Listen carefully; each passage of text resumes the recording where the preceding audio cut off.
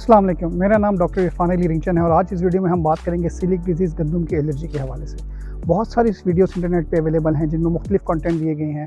कुछ में खुराक के परहेज़ के बारे में बताया गया है, कुछ में डॉक्टर हज़रात ने इस बीमारी के मुतालिक समझाया है। इस वीडियो में हम टारगेट करेंगे तमाम ऑडियंस को, जिसमें वीडियो के एंड पे मैं जूनियर डॉक्टर्स और मेडिकल स्पेशलिस्ट हज़रात को बताऊँगा कि सीलिक डिजीज़ ग्लूटेन एलर्जी के मुख्तलिफ सिनेरियोज़ होते हैं जिसको हमने कैसे ट्रीट करना है। कुछ लोगों की एंडोस्कोपी नॉर्मल होती है, कुछ लोगों के टेस्टों में मसाइल होते हैं, एंडोस्कोपी में मसाइल होते हैं, कुछ लोगों के टेस्ट नॉर्मल होते हैं, एंडोस्कोपी में मसले होते हैं। तमाम सिनेरियोज़ में आखिर में डिस्कस करेंगे। सबसे पहले हम बात करते हैं कि ग्लूटेन एलर्जी होती क्या है। इसको अमूमन व्हीट एलर्जी कहते हैं, गंदम से एलर्जी कहते हैं, या मेडिकल की ज़बान में सीलिक डिजीज़ कहा जाता है।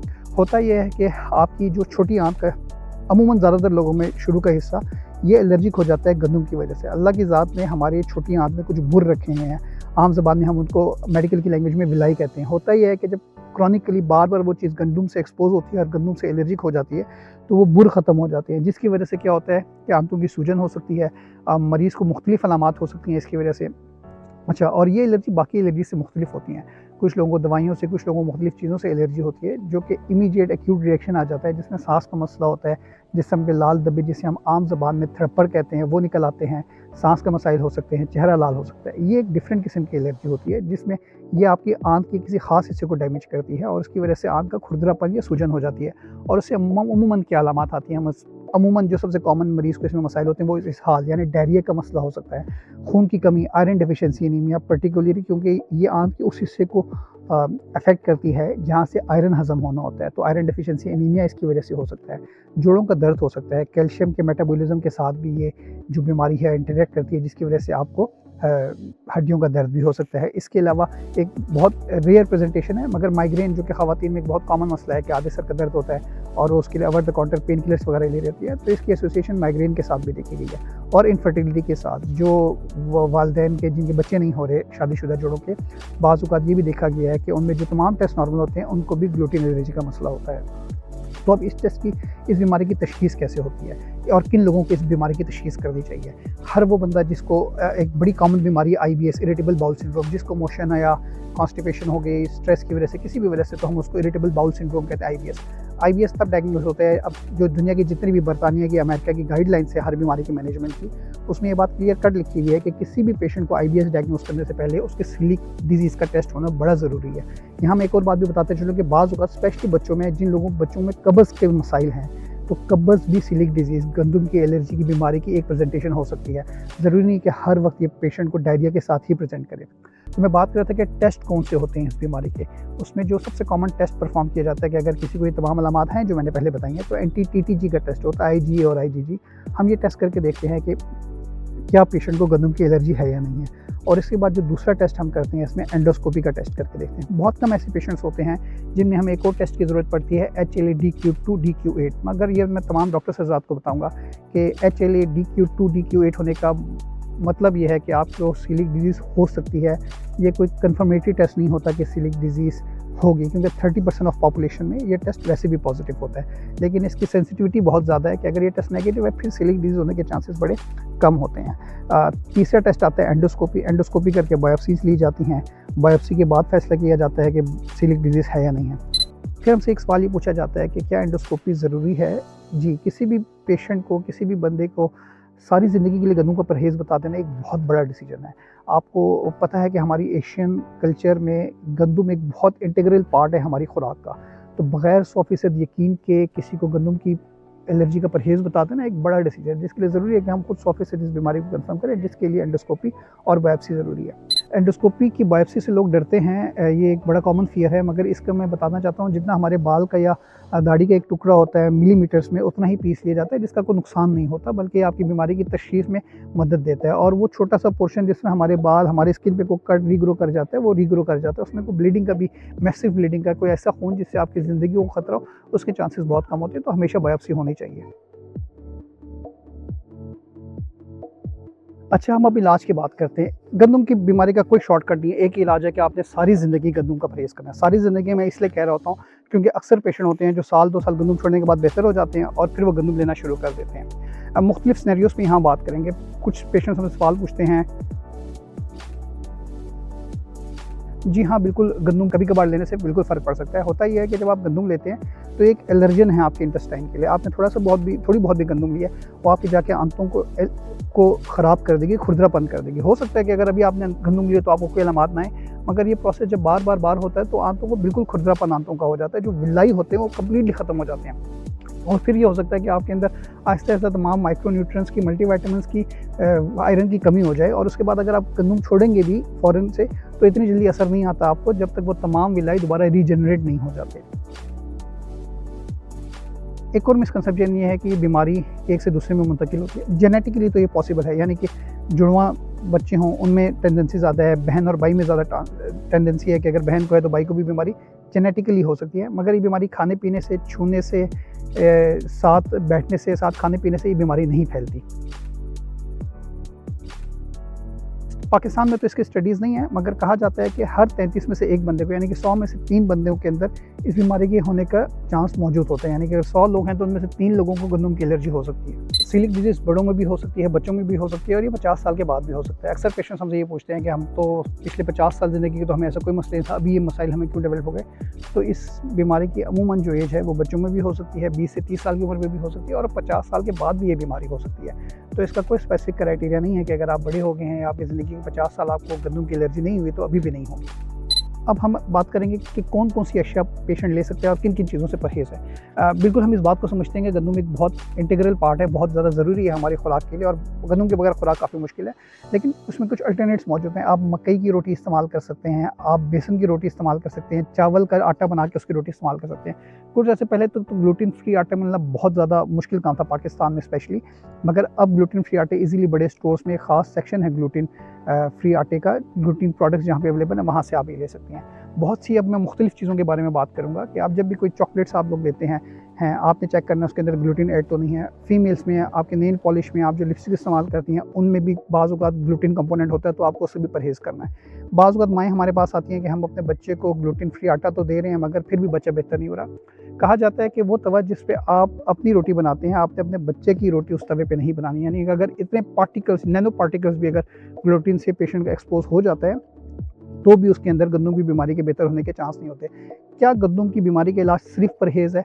उसका जवाब नहीं में है। उसकी वजह यह है कि आपको फॉलो अप करना पड़ता है किसी भी अच्छे गैस्ट्रोएंटरोलॉजिस्ट के साथ। उसकी रीज़न ये है कि गंदम के पेशेंट में गंदम की एलर्जी की वजह से मसाइल तो होते हैं, मगर उसके अलावा वो और भी कुछ बीमारियों का उसको रिस्क होता है, जिसमें ज़ियाबतीस, डायबिटीज़ है, एक चीज़ सीलिक हेपेटाइटिस होता है, यानी कि जिगर के मसाइल हो सकते हैं ग्लूटेन की वजह से, थायराइड के मसाइल हो सकते हैं ग्लूटेन की वजह से, और बोन स्कैन एक टेस्ट होता है कि आपकी हड्डियों की उम्र देखने के लिए एक बोन स्कैन का टेस्ट भी होता है, जो कि एक माहिर मैदा अमराज़ जिगर, ये एक अच्छा मेडिकल स्पेशलिस्ट ही आपको बता सकता है। तो अगर आपको गंदम की एलर्जी और आपने गंदम से परहेज़ किया है तो उसके बावजूद भी आपको मुख्तलिफ डॉक्टर, वो आपको किसी भी मैदा जिगर के स्पेशलिस्ट के पास जाना चाहिए, ताकि आप 2 साल बाद एक दफ़ा फॉलो अप करवा के अपनी बीमारी की करंट एक्टिविटी देखें, और उसके लिए कुछ टेस्ट ज़रूरी होते हैं, वो टेस्ट भी आप परफॉर्म करें।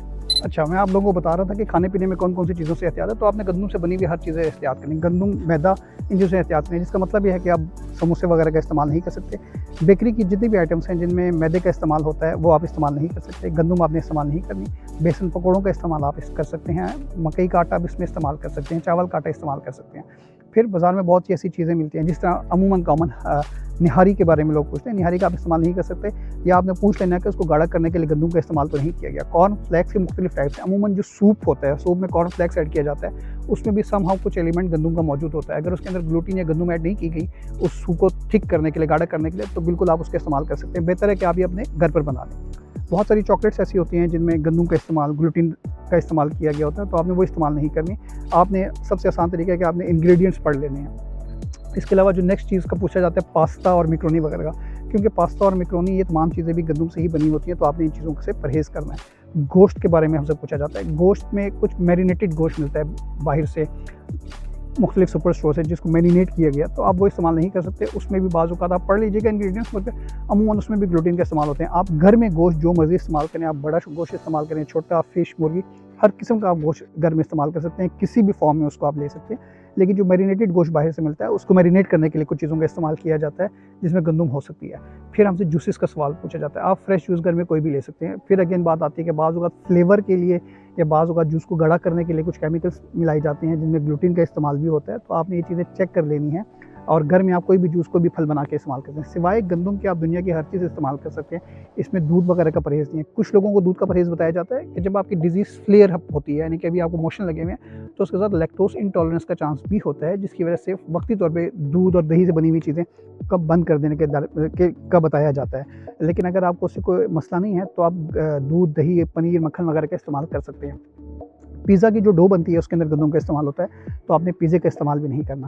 میں ادھر نیچے لنک میں لگا دوں گا وہ تمام مارکیٹ میں اویلیبل سنیکس, چاکلیٹس, بسکٹس جو آپ استعمال کر سکتے ہیں. یہ جو عموماً جو بسکٹس اویلیبل ہوتے ہیں وہ آپ استعمال نہیں کر سکتے, لیکن مارکیٹ میں کچھ گلوٹن فری بسکٹس بھی ہیں جن کا آپ استعمال کر سکتے ہیں.